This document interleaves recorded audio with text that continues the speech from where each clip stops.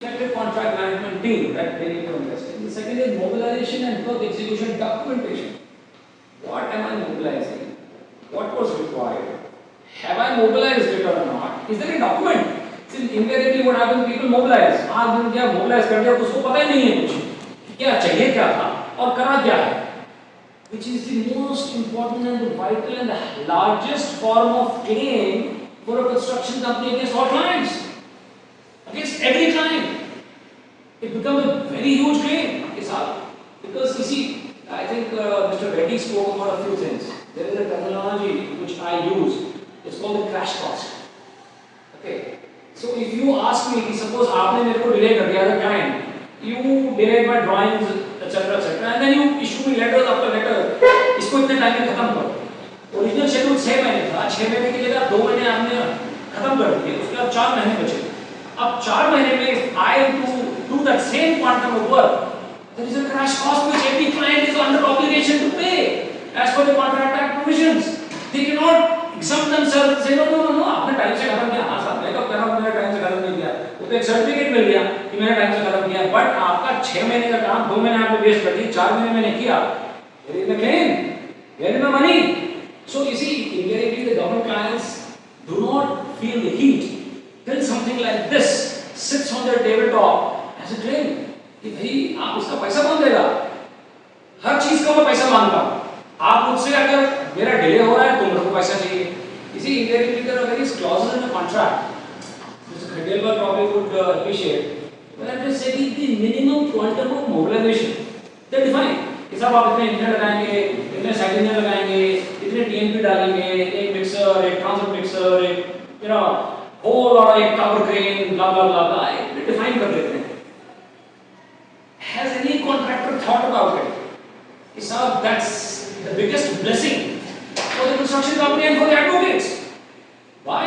That gives you the biggest claim because जो भी आपका time extension हुआ, जो minimum mobilization है, if I define the cost of that per day cost, जितना दिन आपने डिले किया, इतनी minimum mobilization आपने मांगी थी, मैंने प्रोवाइड करी, तो भाई इसका पैसा कौन देगा?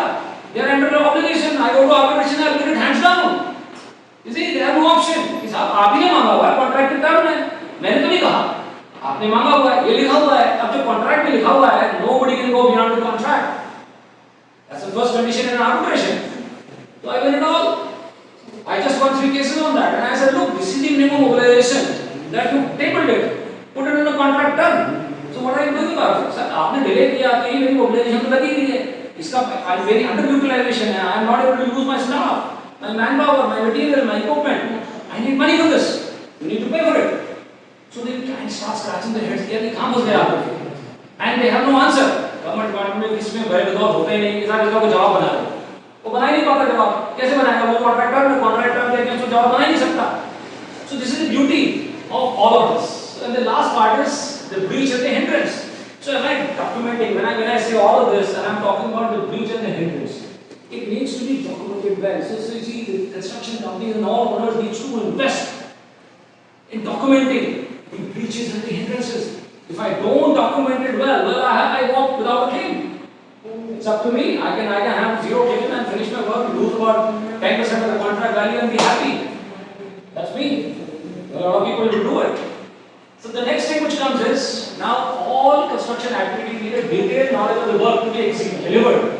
Therefore, enabling the contractor to plan the following. What he needs to plan? He needs to plan his manpower required. He needs to plan his material and equipment required and the money required. At what stage does he need what quantum of money to be invested?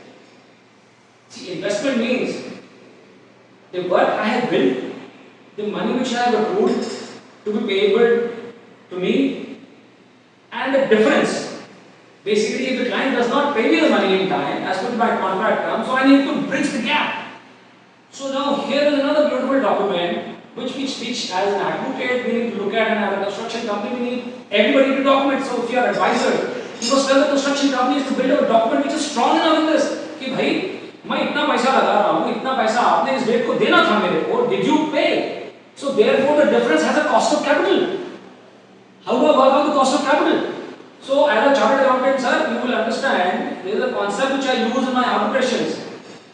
It's called CRR. So based on your balance sheets, I work out and I said, look, this is a fundamental for calculating what is the amount I would have made on my investments. Cost accountants, Institute of Cost Accountant recognizes it, Institute of Chartered Accountant recognizes it. How can an arbitration forum or a judiciary forum cannot recognize something like this? You're bound to recognize what is the system recognized by our institutes. Is this something like opportunity cost? No, yeah, kind of. You see? Similar. Yeah. Okay. So it needs to be worked out. You have to take out a 5 years balance sheet and then based on that, what is the profitability each year you've been making. So based on that you work out. So I tell everybody, and sorry, it's called IRR. Internal rate of return. Yes. I use the wrong word. Okay. So internal rate of return is something which you need to work out. Okay. So I got a claim where I am justifying my rate of interest that I need to claim from you, because you see everybody is looking at how do I claim my rate of interest. I said, look, there is a provision of law which says, law forbids very clearly any windfall gain to anybody. Correct? As an advocate, everybody will understand and agree. Windfall gain अगर किसी को होता है तो it's forbidden by law. It's the term is unjust enrichment. Okay, whichever, I'm just using a word. It's windfall gain or unjust enrichment or whatever you may call it. So the law prohibits it.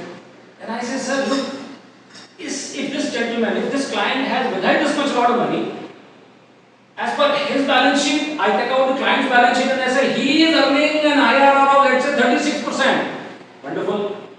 As per my balance sheets, I would have earned 32% as well. Okay, I'm justifying it with a backed up formula. So am I wrong in saying that 50% of that, sir, 18% तो दो मेरे को आप? So the arbitrator is also put to thinking कि यार इसको how do I justify this? He has to use a logic himself to vitiate this concept. कि कैसे इसको मैं कम करूं? So therefore, I get at least 12%. I've been getting an award for 12% and paid for by the client also 12%. In a time when nobody gives you more than 9%. Anyway, keep that aside. I go further.